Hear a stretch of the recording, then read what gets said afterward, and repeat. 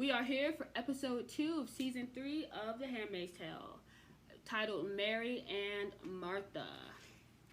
Let me see. I don't think I wrote down who directed this episode or who wrote it. Oh, also a note. These 3 episodes were all written by a different writer from the original 2 seasons, which may be a little bit of reason why I have a bias. We're gonna have a good day. Okay, anyway. So, we start off this episode with June, of course, still framing. One shot is like from her from below, and it's like shooting up, and so like with the bonnet, with the way she has her hand, like it's just perfect. It's just perfect. And she pretty much like has like this narration talking about how Aunt Lydia told her like not everybody will make it through this experience, which is very true, and it's mostly because y'all kill bitches. So I mean that's okay. And June was like, I pretend I'm a tree and I wait, and like that's like her thing. So I guess they're just trying to show us like more of like her resistance. Like right now she's like planning her roots and like really like studying and like trying to figure out her game plan for like what she's gonna do. Because I mean, think about it. She's made a choice. So now that she has made a choice, now she has to decide what she's gonna do with the choice that she made. She decided to stay, which all of us is gonna have to have a choice. But because she decided to stay, she now, like I said, you gotta do something with what you decided. Like if she just stayed and she got scared and she didn't want to like be a part of resistance anymore or didn't want to fight, then her staying would be so pointless. You know what I mean? So then her partner walks up, and I'm like, a black handmaid, black, because they don't really put black people in the show like that. Well, they haven't, and I actually haven't cared that much. Just like Games of Thrones, I'm just like, if y'all don't got some color in the white writing room, don't put no color in. But even in a way, in Handmaid's Tale, I don't feel like race is that important, because Handmaid's Tale is one of those shows where everyone is oppressed that's not a man. And I don't know, like I just don't feel like, what I'm saying is I don't feel like your personality or anything that is of you gets to be shown in Handmaid's Tale. So because none of that gets to be shown, your culture doesn't get to be shown, so it's like, to me, like, you know what I'm saying, like, it's not like we're about to have conversations over you saying the N-word, like, because y'all can't even read. Y'all not allowed to read, like, so I don't feel like it's that important in this contextual conversation. And the other stuff, yes it is. But that's how I felt about Game of Thrones. Like, if it was like Game of Thrones, like fantasy, like, for me personally, I'm not looking for like the black Cersei. Like, I'm just looking at Cersei. Like, Cersei could have been Asian too, and I wouldn't care. She could have been black too, and I wouldn't care. Like, so that's what I mean. Like, in those societies where it's not a conversation at all, I'm not really looking for that much. But I still was like, black? But yeah, and she seems like a prick. So even though the actress is cute, she's adorable. She's so adorable. But her character, she's of Matthew. She pretty much starts talking to homegirl June about the war and how they're about to take back Chicago. I do love when they have these little tidbits, and they give us like a little insight of like what is happening. Woo! Sorry. And they give you the tidbits like what is happening like outside of Gilead. It feels like news, like, you know what I mean, like gossip, like I don't know, like it's very interesting. And then she starts talking shit about. This is where sis ate her whole stuff. Because she's like, oh, Joseph is horrible. And then Serena looks at her like, bitch, bah! I am off Joseph. And the whole girl looked like, oh, I don't, I'm so sorry. I'm so sorry. Woo! It was hilarious. So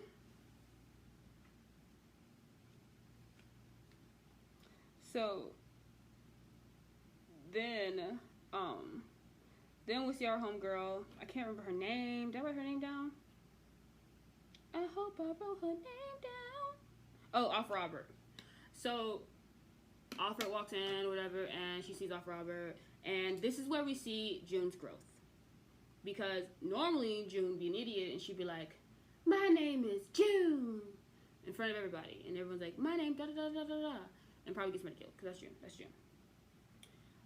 But instead she like said something about tomatoes, so then she knows to go buy tomatoes. So then like the aisles are right here, and then like June's right here, and then like the other one's right here, Off Robert, and they move the tomatoes or the cans or whatever.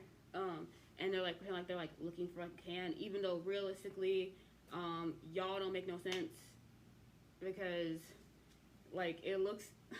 So like you know like if we go to like the Walmart or whatever and like we're shopping and we'll stand there for a second because I'm deciding like, do I want them thin Oreos, you know, the golden ones? Cause I don't like the chocolate ones. The thin chocolate Oreos are gross. Like those are gross. Or do I want like the lemon thin ones? Or do I want to go for the mega stuff? Cause I haven't had those in forever. They don't have that option. Like everything is just like the same. Like if I'm looking for cookies, I'm just gonna get like the package probably just gonna say cookie. Like that's it. Like I'm not gonna look through like for which Oreos I want. So they're standing there for a few minutes, or whatever, talking. And Off Robert is like, Martha's don't trust the handmaids. That's pretty much she tells her, and they're pretty much saying how like the resistance has been very quiet. But when she tells Martha don't trust the handmaids anymore, then now we figure out that June's probably gonna have to like establish a relationship with her handmaid so that way she gets that trust. So she gives them Martha the groceries, and they kind of have like a little talk, and then they're like, "Hey, you have a guest," and who is Aunt Lydia? This is her first time back on the spot since the reunion, or not since the reunion, since the finale, where she got her little behind beaten as she deserves. Aunt Lydia was kind of disappointed when I realized that like she truly believes everything she says, and I was like, oh, so there's no death, you're just a zealot. You're just that zealot. Oh, okay. So Aunt Lydia's in the parlor, and she's like, "Oh, I'm just checking on June to try to see how she's adjusting to her new posting." And Commander Lawrence's wife again is looking like just messed up. Like I can't really figure out what's going on with her. They gave us hints last season about like when she was yelling at Emily. Cause remember she was yelling at Emily like, "He did all this. It was him." And that's when we found out that he was even the one. So it seems like she's very bothered by that. But we don't exactly still know what is going on with his wife, Eleanor. We don't see her a lot either. But Commander Lawrence is like, "Yo, like, can we go? Because, like, she's not doing good." And this is what really creeped me out because then Lydia's like, June's cycle was last week. How did the ceremony go? She's a very fertile one. I'm like, but it makes sense, but it just threw me off. Like, they are very good at doing that to us, where, like, little details you revealed, and you're like, how is that widely known? Oh, okay. I mean, I guess it makes sense y'all do that, but it just also reminds you how evasive this whole entire society is. Like, it is nuts. So then, like, Commander Lawrence is just kind of like, all right, cool. Making my water.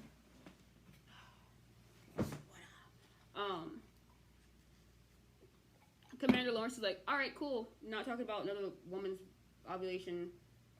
I don't even have sex with these women. Like, I'm Gucci. I don't think Commander Lawrence is really like trying to bring back like a baby into his house. I think if he had a baby in his house, I think he'd lose his mind. Like, shut the thing up. But as soon as he walks away, like Aunt Lydia like grabs like June, and she's like, "Is he okay? Emily was here for 2 days before she did what she did to me." So in Aunt Lydia's mind, I think she thinks that Commander Lawrence is like a horrific person, and like I don't know how she doesn't see that, like, Emily just couldn't stand her guts because you literally cut off pieces of her vagina, and, like, tried to get her to stone her friends and killed, like, one of her other lovers when she was, like, in love with Mark.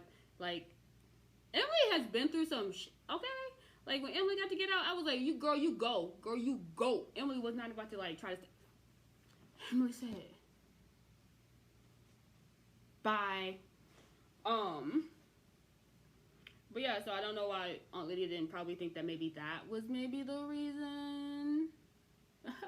Okay. Anyway.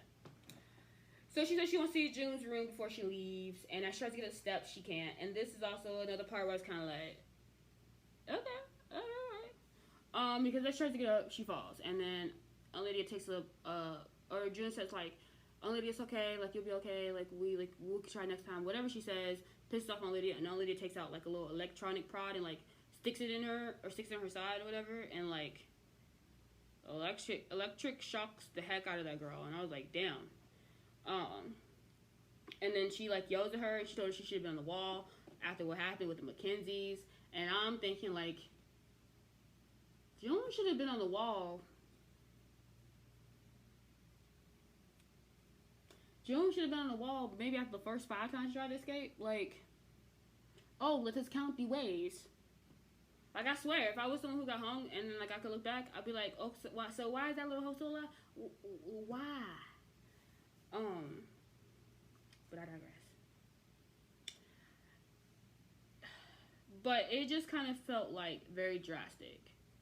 But at the same time, Aunt Lydia has also been through a lot, and maybe it's because it was also those exact stairs that she could not get back up that she was thrown down. Which also kind of shocked me when she wanted to see June's room. Because June's room is technically Emily's old room. And that's where she got attacked. So it's just very off-putting that isn't where she would want to go. But anyway, so as she's trying to get up there, whatever, all that stuff happens. She prods her with the prod, Lawrence walks down and he says something like, spoil the handmaid, or something. Like, spare the rod, spoil the handmaid, yeah? So the next scene we see is Lucas got to drop an application off to some lawyers or whatever, or to the embassy because his lawyer didn't do it or whatever. And so then Lucas asks, like, when is Emily going to tell her wife that she is safe and she's there? And Maura's like, bruh, cool, I got this. Like, you do you stay where you at. You worry about this extra kid you got that technically ain't your kid, but is your kid. And you go handle yours. I got this. But he just want to know. And my guess, well, Maura actually said it, but I felt like it was anyway. My guess was that fact that, like, he was feeling that way because he was wondering if June had gotten out, would she contact him? And I'm like, yeah, June would. Because I don't think I don't think he understands, like, what Emily's character, Alexis Fidel, Emily's character, they don't understand what she's been through. But anyway, so here we have another scene, and this scene actually was very interesting to me, and this is actually what makes me so intrigued by the whole Canada situation. Because, like, she goes to get a checkup, and they're, like, checking on her or whatever, and she, like, tells her that she gives her the information for a doctor for referral for clitoral reconstruction. And I was like, is that real? That's very interesting. And I like one thing she says where she says, they do a lot of work with your community, which I guess in a way just like it's really like established and reaffirms like what Canada is doing for the States in the situation. I really just kind of like that. And then she tells her to watch out for her cholesterol, and like she's like, Emily's like, cholesterol. Oh yeah. I can worry about regular shit now, and not have to worry about, you know, my clit being removed from my body. Which reminds me of Nene. Your clit has left your body. Lord. So next thing we see is June walking into like a mini like Martha huddle in the kitchen. So basically they're helping a Martha escape, and this is where, okay, I gotta make sure I create my notes, because this is where everything's kind of weird. So all of a sudden, Commander Lawrence is just like, oh, I don't trust strangers in my house. Like, he gets mad. He, like, tells her she needs to leave. June walks out, and she, like, tries to get him to, like, no, don't do it. No. And he's like, don't like these strangers in my house. I don't know these hoes. I don't know these hoes. I don't know these hoes. So she's like, please, like, if you do this, you know she'll get hurt. And then he says something like, oh, yeah. So then he tells her, it's your funeral. Which, again, feels like another foreshadowing part. Like, how many more times is June going to be told that it's her funeral? Let me get back to my notes. Get back to my notes.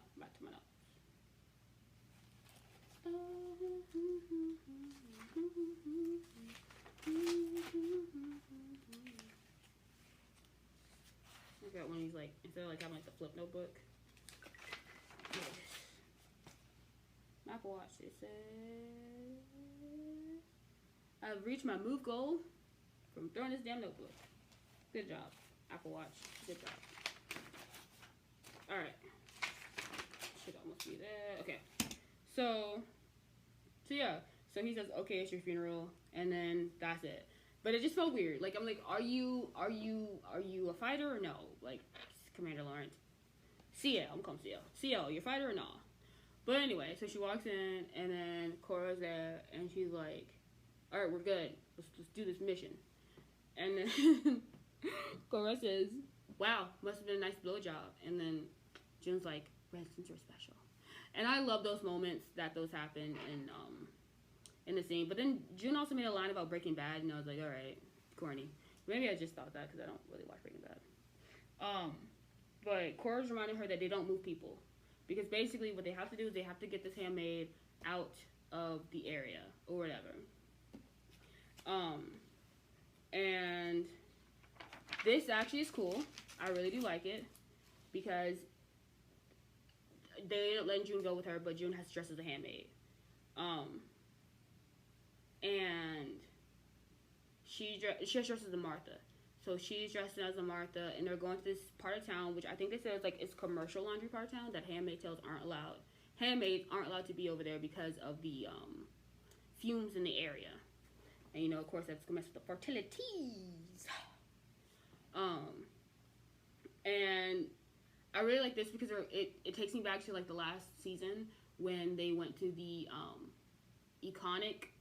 economic place, or eco, whatever those people were technically defined as, where she got the interracial family hung.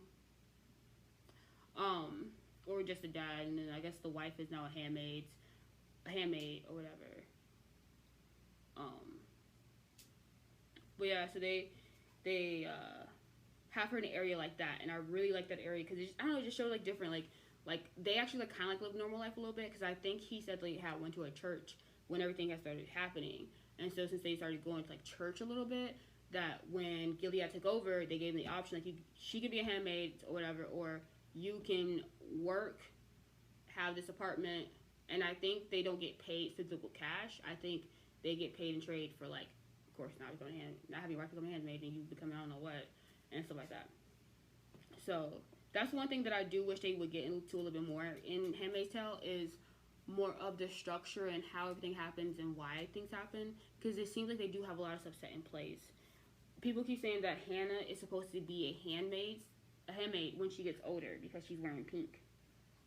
So it's just stuff like that I'm just very curious about. And I'm pretty sure if I read the book, which I have the book and I have the audio book, that it would explain it. But anyway, so she goes to this commercial area, and she says, strange to finally be invisible. One of the reasons they chose red was for the opposite. We're easy to catch because we're easy to see, like blood on snow. Another reason why I love Handmaid's Tale, because the structure of it is so smart. Again, if I can like do the editing, whatever, I'm gonna post like some pictures that like they have.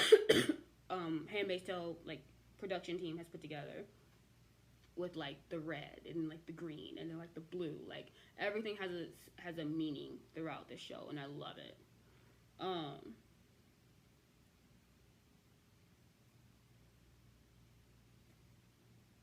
So they escort the Martha and they get her to like this area where she's about to get on this van and pretty much like go.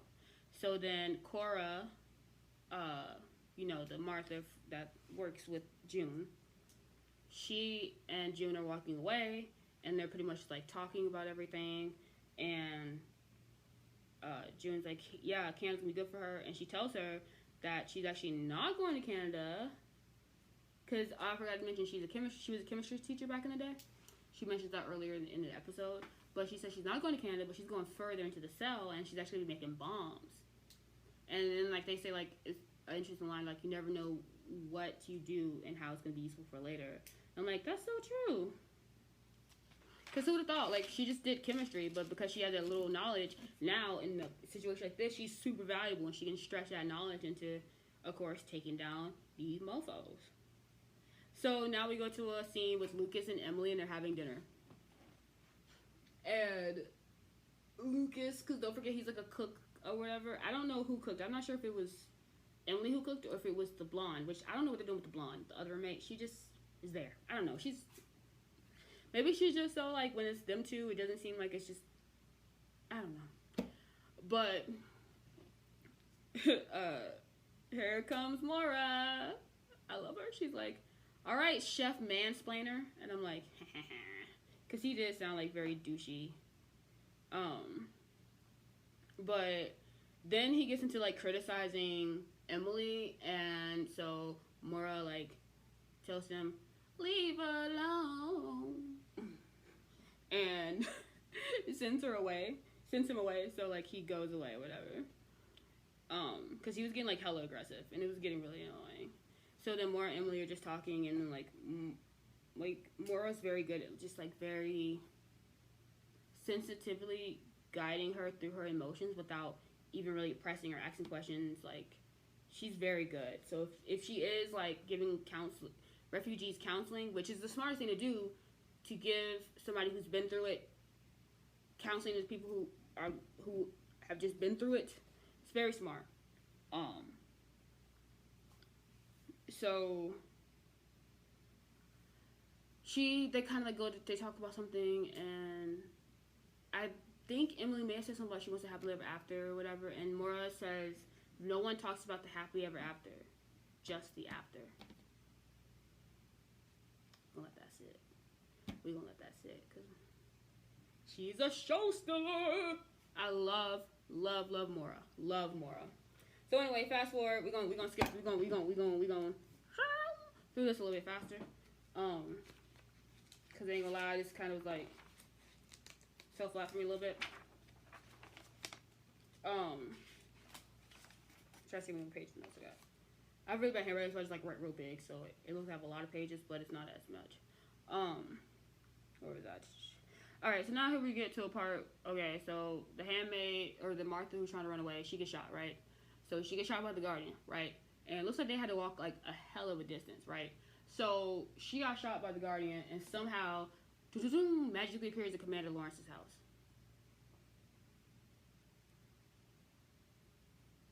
Okay, that's what they're selling us, so we're just gonna go with it. So Commander Lawrence is pissed. He's like, get them out my house, And this is another moment where I'm like, is he like with us or is he against us? Like, before I was like, go, okay, little Commander Zaddy, cause Commander Lawrence, he that bad looking to me. I mean, I don't want the ceremony with him. I'll share some knowledge, some tea with him, but I was just like, y'all. So, I mean, like all the mofos in the show, like someone who's gonna stand up for the women, he would seem a hell of a lot more attractive. But okay, my thing stopped recording. I don't know what happened. I'll just stitch it together. So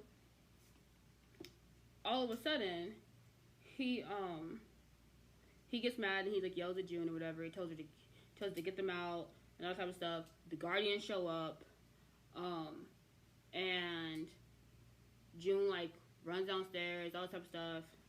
Also, Cora lied to him and told him that nobody was there or whatever. He's like, I hate liars. That's gonna come in play later. They're again like Elliot, June like they're like, this is why we don't move people. And long story short, Eleanor comes out of nowhere and she's all like normal all of a sudden. She's like, Guardians, let me guys get some tea, like trying to buy time. The Martha who got shot ends up dying. June tells the other one, you need to go. You too important. Don't let this all be in vain. So we're seeing that she's getting a little strong. She's getting a little more like control of herself. I feel like season 2 June would have been like, I didn't know what to do. So you see she's growing a pussy. She's growing a puss.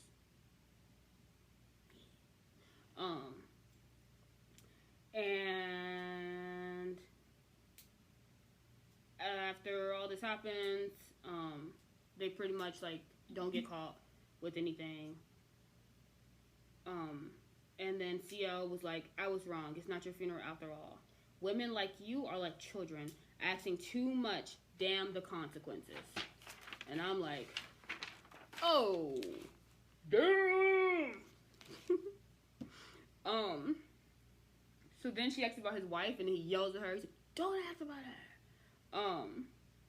And he tells her that taking her in was a mistake and told her to clean it up. And so, okay. This is where I'm really like, because now he feels just like a douchebag who like is berating her, like calling her like a kid and stuff like that, and like not taking in the fact that like this is a like hella crazy situation where like she's literally forced to have kids out of her own will and get her kid taken away and stuff. So I'm just kind of like I thought he was sympathetic and understanding and Commander Zaddy, but he's not. He's not. And this is just the first touch of it. So June pretty much like wraps the whole body up. This is also kind of unbelievable because I know a dead body is gonna be super heavy, and June is not that strong. So I'm like, okay. So she goes to bury her, and then like the other Martha comes to help, and Lauren screams her name and told her to come back, and he's like looking at her from the window, like, and so then June pretty much like is struggling burying her. She trips, of course, a little bit, like the thing comes off the dead Martha's head. You can see her face. June has like a very religious moment where she like prays, and she just looks like, so June looks like level done. And so the next thing we see, she's in a tub. She also has like these strong facial emotions. She looks tired. She gets told that Cora's gone, the one with the messed up eye. And she also gives her butter for her hair, so her scabs can heal. And told her that he does not like liars.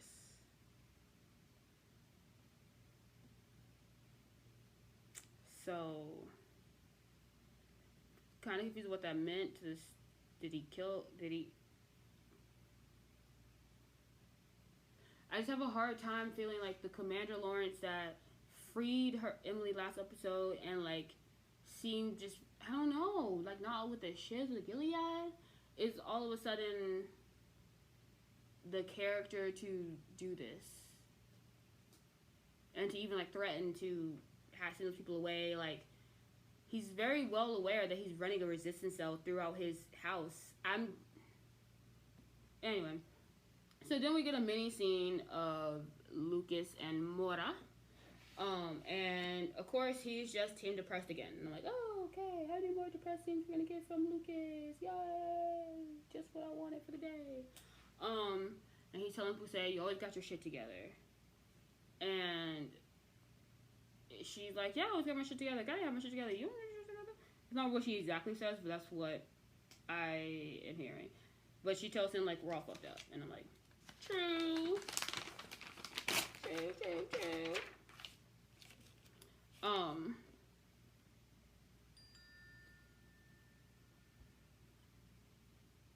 And he says June went back to save her because I couldn't. You sure couldn't. You sure. June just like, look, I've been here for a while, a minute now. I've had a couple of different postings. I've had some weird life experiences over here. Guessing he gonna send the army anytime soon, so might well do this shit myself. She probably afraid she gonna get over here and he's gonna be like, there's nothing we can do. Hannah's just trapped. But Pusey being nice, or Mora being nice, is like, she had another job in mind for you. That's a good way to sugarcoat it, boo. Good way. That's why you doing the job you're doing. But then we see like a quick scene of like a quick shot of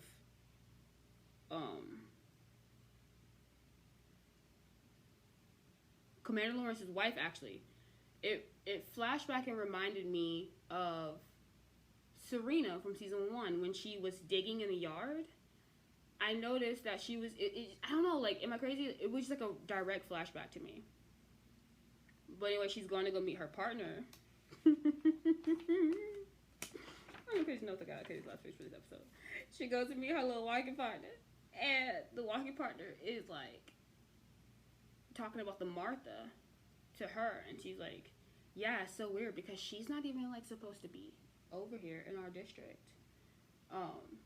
And she's like, I hope when they find her, they take her ears and they take her da-da-da. And I'm just like, damn, girl. Damn, you can be pious, but you gotta be like that? Okay. And then June's like, did you hear about somebody? And she's like, yeah, I heard she died. And she's like, yep. Her walking partner snapped, pushed her right in front of a bus, and then boom, a bus like drives by. Like, of course she knows to push her, but she looks at her like, oh shit. Yeah, you crazy, ain't you? And it gave me like a Mean Girls flashback. Like, it felt like a little Mean Girls reference, just a little bit. But I am very, very curious about this handmaid. I feel like this handmaid is put there on purpose. There's gonna be something. There's going to be some shenanigans dealing with this little heifer here later on. Watch. They're gonna be like, oh, y'all want a sister? We can give y'all a sister. You ain't gonna like her. But we will see. We shall see. I'm very curious to see, like, what's her experience, like, how many times did she, like, you know, birthed and then moved on, and birthed and moved on. So, you know what? You know who be saving this show so far? Emily is the MVP. She's having an eye exam, right? And, like, the way they did this transition was so beautiful. She's having an eye exam, and she can't, like, see, but her eyes, like, you know, she can't see, but she should see. That's the whole point. And things kind of clear up, right? And then she calls her wife. And to me, I signify that as, like, her anxiety, like, clearing up. And I was like, yes! So she calls her wife, and at first I'm like, oh, shit, like, don't let, like, they, like, show, like, someone else in the seat next to her, like, and that's the new wife, or a new husband. Oh, scandal. But her wife's reaction, she was like, stops in the middle of traffic, which would have pissed me off. But she, like, and then her car was, like, turned, like, a weird way, so, like, in 2 lanes. I was like, I get you, this is extra, though, boo-boo. But, hey, it was such a feel-good moment, just the way her, like, wife reacted, like, I mean, we still don't know if it's going to be a complete, like, happily ever after, but if anyone deserves one, it's definitely Emily. Like I said, she got her vagina cut. Like, she got her clitoris cut off. Like, she's She's already being raped on a daily in this society, on top of having her kid and her wife taken away from her. And then you send her to the colonies, which is pretty much like a like if a chemical bomb went off in that area. So you also send her there. Then you send her back where she gets fucked again, and then he dies inside her pussy. Like,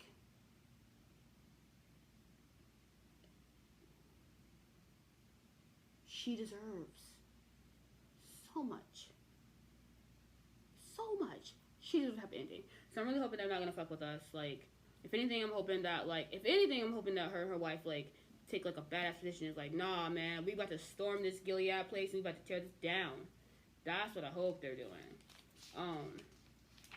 But, yeah. That was episode 2, season 3. Really, really good. In a way.